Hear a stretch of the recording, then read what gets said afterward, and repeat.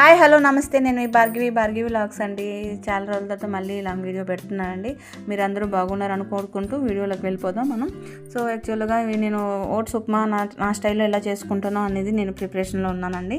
So దాంతోపాటు నేను మామూలు జనరల్ టాపిక్ కూడా మాట్లాడాలనుకుంటున్నాను ఈరోజు నేను.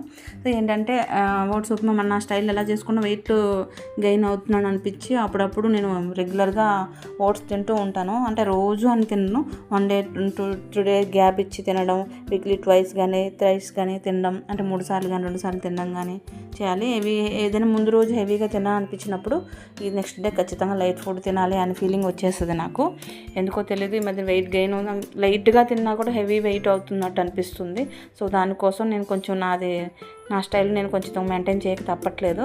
సో రిస్క్ ఎందుకు అని చెప్పేసి, వెయిట్ పెరగడం వల్ల మనకి లేనిపోయిన హెల్త్ ఇష్యూస్ వస్తాయి కాబట్టి నా ప్రయోగాలు నేను చేస్తూ ఉంటాను.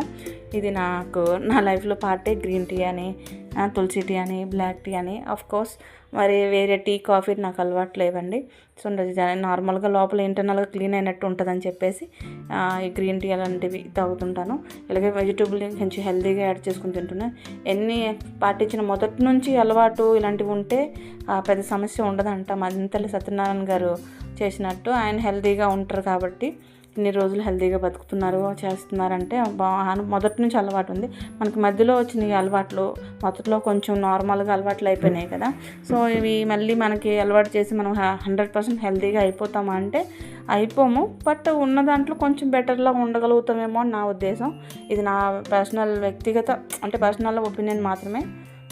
దీనికి ఇలా చేస్తే ఉండిపోతారు, అలా చేస్తారు ఉండిపోతారు అని అడగొచ్చు మీరు.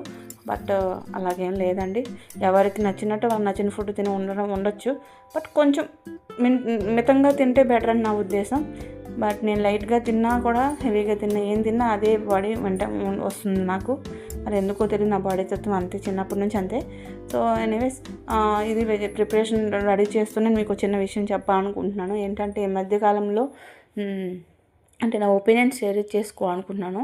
ఈ మధ్యకాలంలో ఎక్కడ చూసినా మళ్ళీ 2000 రిపీట్ అయినట్టే అనిపిస్తుంది, 2020 రిపీట్ అయినట్టు అనిపిస్తుంది.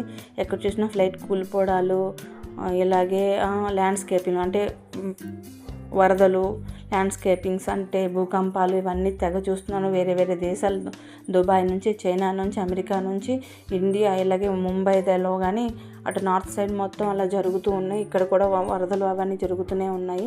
ఇవన్నీ ఏదైనా మనం ప్రకృతికి మనకి యాంటీగా ఉన్నప్పుడు మనకి అలాగే జరుగుతూ ఉంటుందండి. సో మనం జాగ్రత్తగా ఉంటే, ప్రకృతికి మనం ఎంత గౌరవిస్తే మనకి అంతే మంచి జరుగుతుంది. బట్ అందులో తెలుసో తెలియకో నాది కూడా ఒక పార్ట్, ఏదో ఒక విషయం మిస్టేక్ జరుగుతూ ఉంటాయి.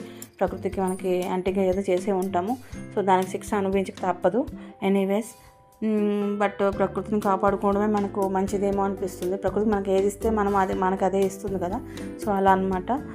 తప్పుగా చెప్పుంటే క్షమించండి. బట్ నాకు అనిపిస్తుంది మన చేతులారా మనమే టెక్నాలజీ ఇవన్నీ మొత్తం ప్రకృతిని, భూమిని, అంటే వాయు కాలుష్యం అని అన్నీ పాడు చేసేసుకుంటున్నాము. బట్ దీనికి అందరూ అవగాహనగా ఉండి బెటర్గా ఈ ప్లాస్టిక్ అవి తగ్గించుకుంటే బెటర్ ఏమో నా ఫీలింగ్. నా వంతు నా ప్రయత్నం నేను చేస్తూ ఉన్నాను, మీరు కూడా చేస్తారని ఆశిస్తూ నా ఉప్మా రెడీ అయిపోయిందండి. కోర్స్ మీతో వీళ్ళు మాట్లాడుతూ ఉంటే టైమే తెలియదు, చాలా విషయాలు చెప్పాలనిపిస్తాను. బట్ పదాలు దొరకకపోవచ్చు టైంకి. నా ఉప్మా రెడీ అయిపోయింది. సో ఇలా నేను రెగ్యులర్గా చేసుకొని తింటూ ఉంటాను. మా హస్బెండ్ కూడా పెడతాను. ఆయనకి కొంచెం ఇలాంటివన్నీ పెద్దగా నచ్చవు, అంత స్పైసీ మసాలా ఫుడ్ నచ్చుతాయి. బట్ తినాలి కదండి అప్పుడప్పుడు. సో ఇలాంటివి పెడుతుంటారు. థ్యాంక్ యూ సో మచ్ అండి వీడియో చూసినందుకు.